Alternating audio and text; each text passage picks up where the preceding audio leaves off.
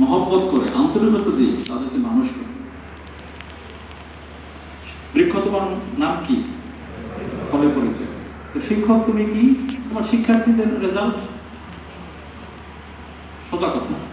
আপনার বিল্ডিং আছে কি নাই, আপনি কোন গ্রেড পাইলেন কি পাইলেন না, এটা মানুষ জিজ্ঞেস করবেন।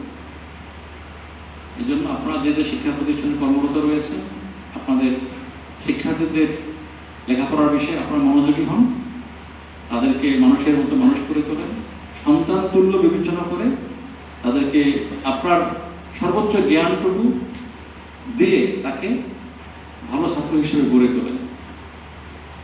এটাই হলো আপনার জীবনের বড় সফলতা, বড় অর্জন। আপনারা দোয়া করবেন আমরা এই মাদ্রাসা শিক্ষা ব্যবস্থার উন্নয়নের জন্য।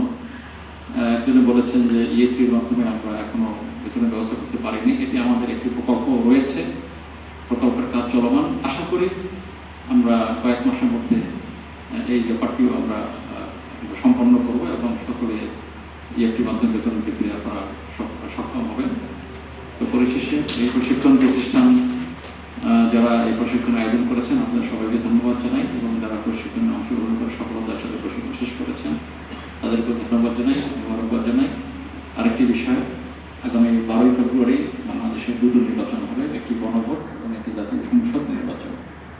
গণভোটের বিষয়ে নিজেরা অবগত হবেন, আপনাদের পরিবারের পরিজন, ছাত্র ছাত্রী, অভিভাবক, পাড়াপড়শি সকলকে অবহিত করবেন, তাদেরকে বোঝাবেন যে দেশের বৃহত্তর স্বার্থে আগামী দিনে একটি সুন্দর, সুখী, সমৃদ্ধশালী, স্থিতিশীল বাংলাদেশ পাওয়ার জন্য আমাদেরকে সকলকে গণভোটে অংশগ্রহণ করতে হবে এবং জয়যুক্ত করতে হবে।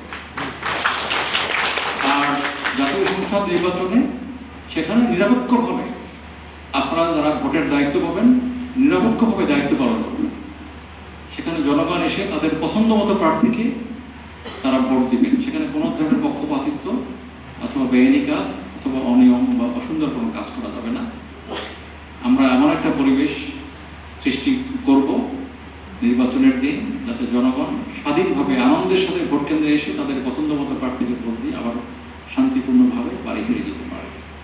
আশা করি আগামী 12ই ফেব্রুয়ারি এই গণভোটে আপনারা সকলকে অ্যাওয়ার করবেন, সকলকে অবগত করবেন, কারণ এই গণভোটে এমন কিছু বিষয় উত্থাপিত হয়েছে যেগুলো আগামী দিনে আমাদের দেশের স্থিতিশীলতা, গণতন্ত্রের পথে পথ চলার পথকে একটা সুন্দর মসৃণ একটা পথ আমাদের সামনে তৈরি করে দিবে। যেমন তত্ত্বাবধায়ক সরকার, তারপরে ভালো পাবলিক সার্ভিস কমিশন, তারপরে স্বাধীন বিচার ব্যবস্থা, নির্বাচন কমিশন, একই ব্যক্তির 10 বছরের অধিক প্রধানমন্ত্রী না থাকা, এগুলো সবই কিন্তু ভালো হবে। এটা কোনো দলীয় স্বার্থ না, কোনো দলের পক্ষে না, এটা আমাদের জনগণের পক্ষে। একটা জিনিস খেয়াল রাখবেন যে এমপি ইলেকশনে আপনারা ভোট দিবেন, ওই ভোট দেওয়ার পরেই কিন্তু আমরা আর কিছু পাবো না। এরপরে কেউ এমপি হবেন, কেউ মন্ত্রী হবেন। কিন্তু যেটা গণভোটে যদি আমরা হাই ভোট দিই তাহলে আমরা কি পাবো? তত্ত্বাবধায়ক সরকার পাবো, স্বাধীন বিচার ব্যবস্থা পাবো, তারপরে স্বাধীন পাবলিক সার্ভিস কমিশন পাবো, উভয় পক্ষের মতামতের ভিত্তিতে নিরপেক্ষ, তারপরে যোগ্যতা সম্পন্ন শিক্ষিত, যোগ্যতা সম্পন্ন দেশপ্রেমিক পাবলিক সার্ভিস কমিশন পাবো, বিচার ব্যবস্থায় ভালো বিচারক পাবো, তারপরে পার্লামেন্টে 2টা উচ্চকক্ষ পাবো যেটা ব্যালেন্স করবে। একই ব্যক্তি পরপর বা 10 বছরের বেশি প্রধানমন্ত্রী থাকতে পারবে না।